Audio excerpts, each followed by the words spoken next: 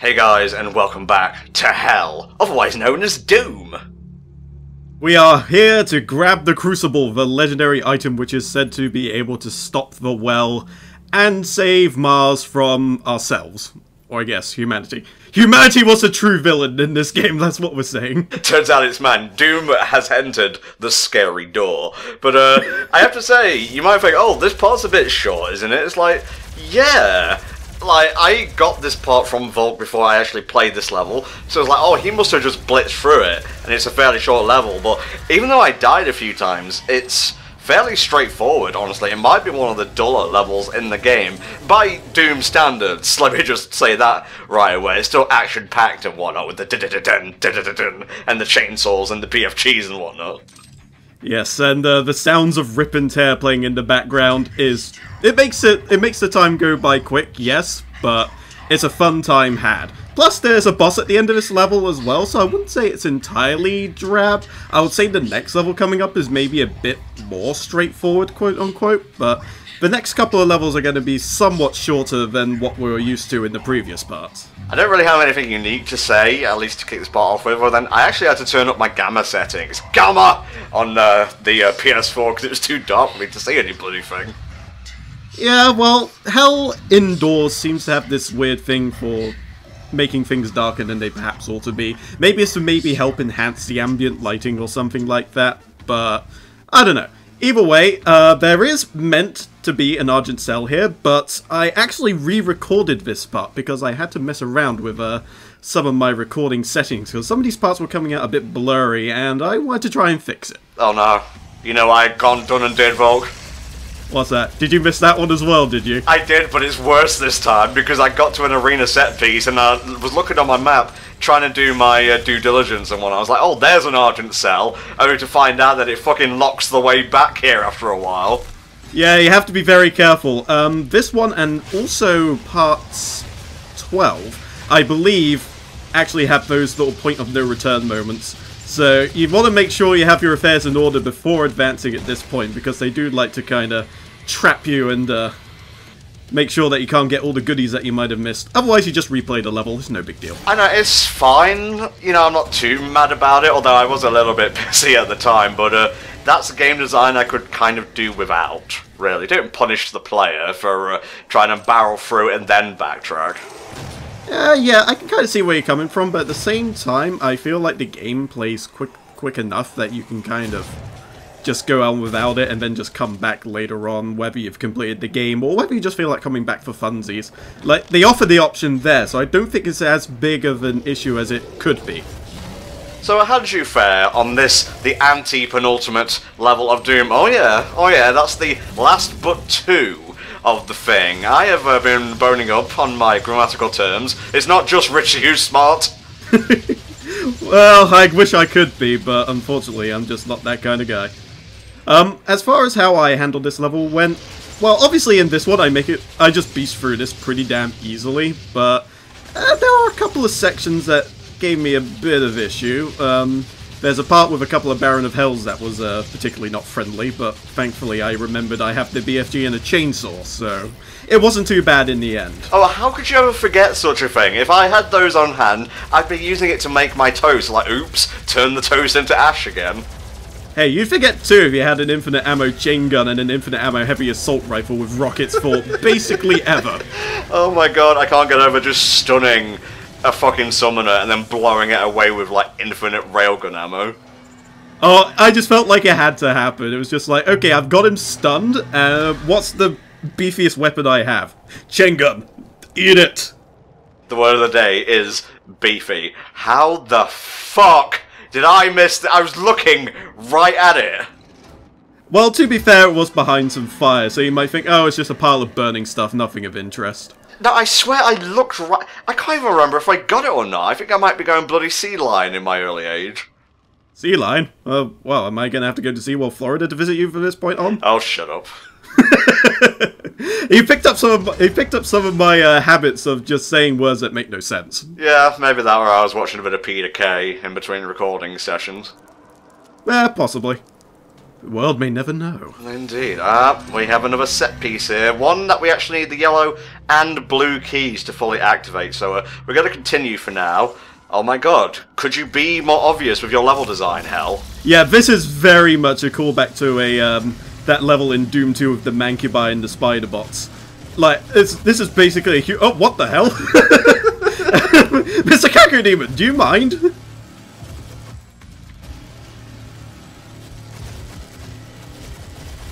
But yeah, this actually did remind... There are quite a few callbacks to classic Doom in this here particular level, and it's not just because of the set pieces.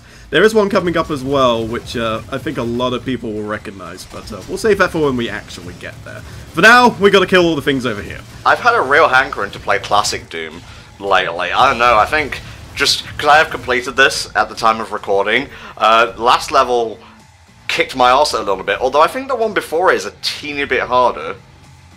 Well, the second to last level does have some of what I would consider to have some of the most concentrated, meaty arenas. The ones in the last level, they tend to be a lot more open plan, but the ones in stage 12, they are so compact and there's just so much actually put in there that it's difficult to avoid taking damage at the best of times. There we go, we're picking up the blue skull, I guess. I keep calling them key cards, it's habit. But yeah, I really like the way that this level all focuses around like this almost clockwork tower kind of thing. I like how they've got loads of the statues and what have you. It kind of reminds me of like an old medieval castle. I don't think the hordes of like Hell had the knowledge to build like man-made contraptions like that. Obviously they can do it out of meat and cartilage, etc. They might be the same thing, but go with me on this. But making like man-made structures like out of rock and stone, again, the same thing, Tom. What the hell's wrong with you? I think this may have something to do with the fact that they're alluding throughout the game that in Hell they actually had what would be considered like human necromancers or something like that.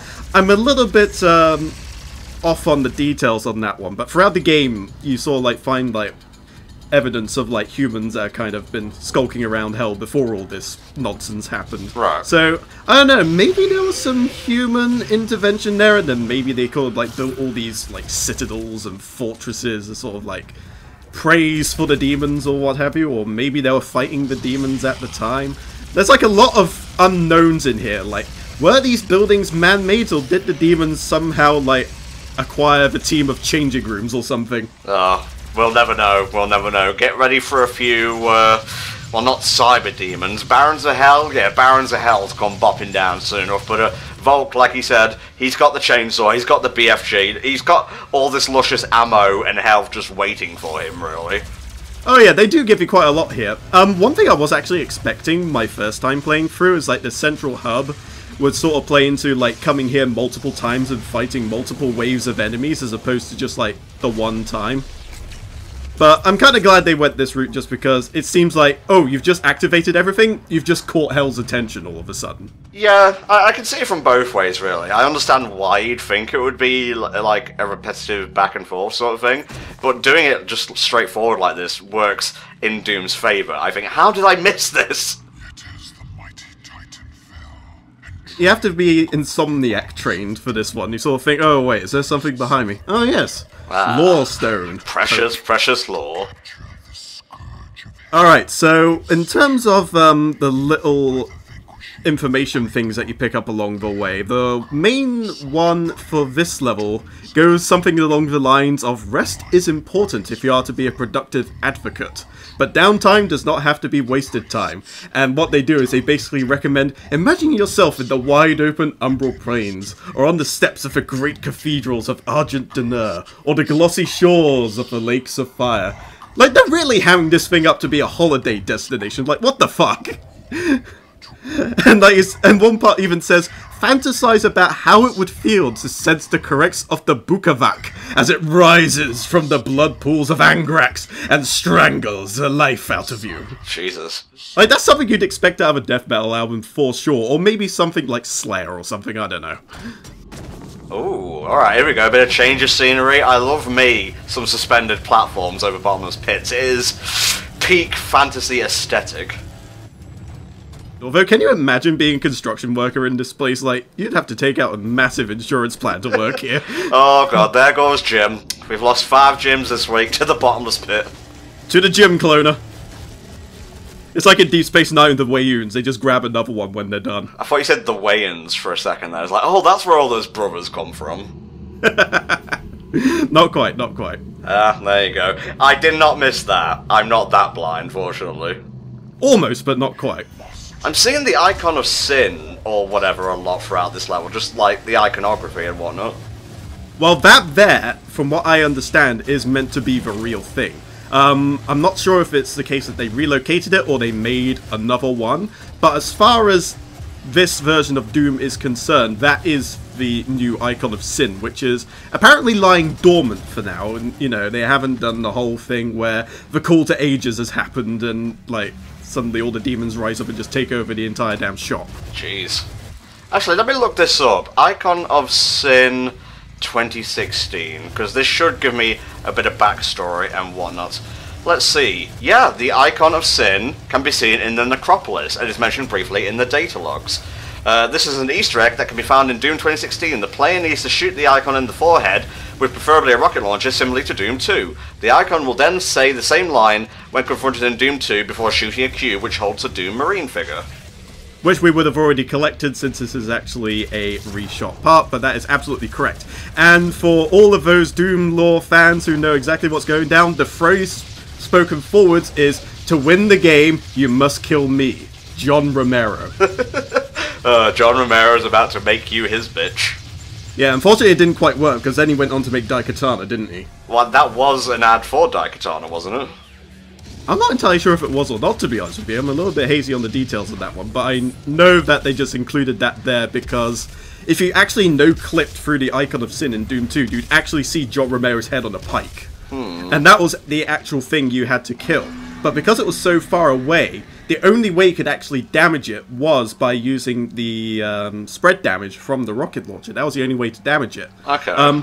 But in other versions of Doom, apparently there are ways where you can sort of like aim like in 360 degrees or whatever, so it made it a little bit easier to actually target the thing. So you could use anything other than the rocket launcher for that one. But in the original Doom, it's a rocket launcher or bust, baby. Oh my god, he fell apart like a rich tea biscuit. It's amazing. Like sugar and coffee. This was a bit of a choke point for me, I will say, because there are invisible pinkies here on top of Mancubi and Barons of Hell. Yeah, the best way to take care of them here is to focus yourself in one area at a time, because the other Spectres, I think they're called, or Invisible Pinkies if you prefer, they will actually take a while to actually get to this part of the room. They're still walking slowly towards it, but by the time they get there, you've pretty much taken care of half the enemies in the room, and you can just take care of the rest from there. Damn man, you're going pretty ham with the plasma rifle here. I'm quite proud. Oh yeah, I had discovered the love of the plasma rifle at this point. They are excellent for taking out pinkies, like holy hell. I had no idea that was so good. They can go down in one stun and volley of plasma rifle fire, so it's basically perfect for the job. Especially in those closed off corridors. I wish I discovered it sooner actually, just because it would have helped out in, I think it was stage 10, where you had like the 2 free pinkies in that really, really small room. That would have been nice. Cube! Okay. In development for over a decade. Ah, look at that, it's nothing. Congratulations. Alright, moving on. Alright, I see a very obvious arena fight, and I believe the boss is after this, so I'm going to read a little bit about the Crucible. The Crucible is a large dagger-like sword with a handle that looks like skull. I think that needs a bit of a rewrite, Doom Wiki. And lower part modelled after Mancubus eye. It has an ability to absorb huge amounts of demonic energy. Oh, there you go, I just gave you a description, that's all you get. Someone needs to proofread the article, I think. Well, maybe after we're done with this we can help him out a little. I'll behave. But yeah, this one's a little tricky as well. I think the smart thing to do would be to kind of retreat back up the ramp a little bit and take him out from afar from there. But of course, I'm not a very smart individual, and I just like killing things with the chain gun, so... Well, they give you max ammo, so you're going to get infinite ammo. Well, they give you armor, so you can get infinite ammo back again. I'm being a bit of a an amateur wordsmith today. I don't know. I think it's both of us just getting back into recording. Possibly. I mean, it's usually me that gets away with it, so it's a nice change of pace if you ask me. Alright, I'll just blame it on you then. There you go. Yep. That works. Just saw the Crucible there, and that was a little glimmer, a glimpse even, of the final level of the game. But for now, we have to deal with the boss of level 11. And this is a boss unique to Doom 2016 called the Hellguard. And essentially, it's a biomech. So think Evangelion as we see Parasite Shinji Ikari getting into goddamn robot. I don't like this guy. I find him quite annoying.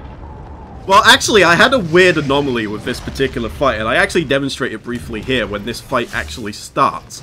The idea behind this fight is that you're supposed to take an explosive weapon, so the weapon of choice tends to be the rocket launcher, and when it glows like that, you're supposed to fire a rocket at it, which will stun it temporarily, allowing you to hit it as hard as you can with whatever you have at your disposal. Now, the issue is that for some reason, anytime I tried to shoot rockets at it whilst it was charging up that attack, it wasn't disrupting it, and I tried this for a good like 2 or 3 times before eventually going, you know what, I should probably just reset and try it again and see if that snaps him back into reality. Yeah. But it was really weird, because look, I direct hit and nothing happens, so I decide, there we go, I'm not having this shit, reset, try again, and this time everything works according to plan. Now, you see, I didn't realise that method of stunning him until, I would say, like, my second try on, like, the second phase, because it's a 2-phase boss fight here. The second phase is much more enjoyable. I've never been a fan of enemies that, like, put up a shield, and you've only got a little bit of time to, like, damage them before the shield goes back up. I just find it tedious. I can appreciate that they tried something different, though. Yeah. Now, that's the thing. I like that they deliberately tried to go, okay, we've got something new here, what can we do with it? And it's also quite nice that they didn't, like, follow the same thing, but slightly different in the second phase of the fight. Like, with the second phase, it's quite a bit different. There you go. Doing loads of damage now, getting all the money.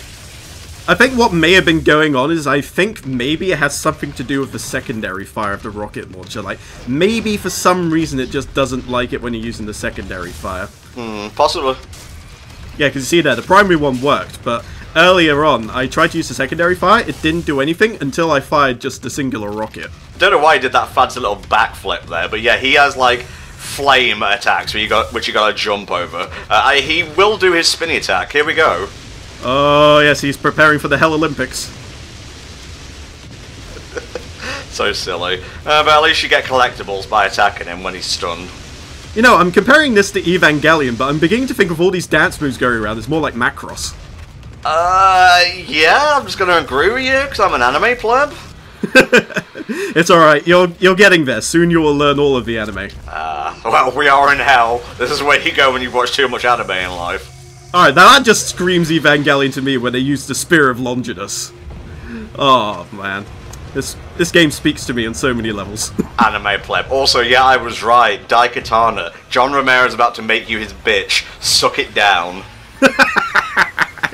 Goddamn. So here you don't really get the shields problem so much. One of them will, generally speaking, remain completely unshielded, but will still use that charge attack, which you need to capitalize on in order to get the juicy damage in there. The BFG, I think, actually gives you a little bit of additional stun time here, so if you have some BFG ammo handy, might be a good idea to use it at this point, because dealing with 2 enemies ain't overly easy, although I think these guys have a little bit less health to compensate. Let's have a look here. Hellguard.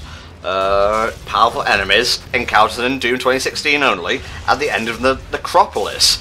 Let's have a look at the UAC report file. SHTO-36U3. The borderlands between Titan's Realm and the Great Steppe is home to one of the most ferocious demons yet found, the biomech Hellguard. While there has been no direct human contact with the beast, it was discovered by scout bots during the second Project Lazarus tethering operation, MTC 2147/016.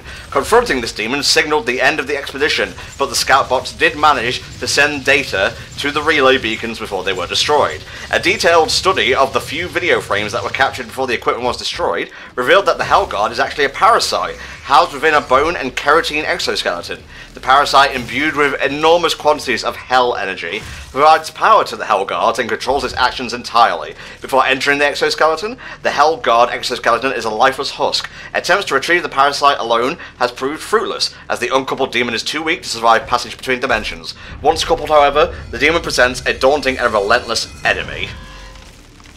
Very good, and you almost did it with a little bit of time to spare. And you just missed it with the final kill animation for the last Hellguard. You literally rip the parasite from the robot, and then you tear it in half. How poetic. Parasite Cage's lineage. It is dark. It is gruesome. But that's all the time we have for today, folks. We're finishing Doom this week, so come back tomorrow for the penultimate part of the playthrough. That means second to last. See you then.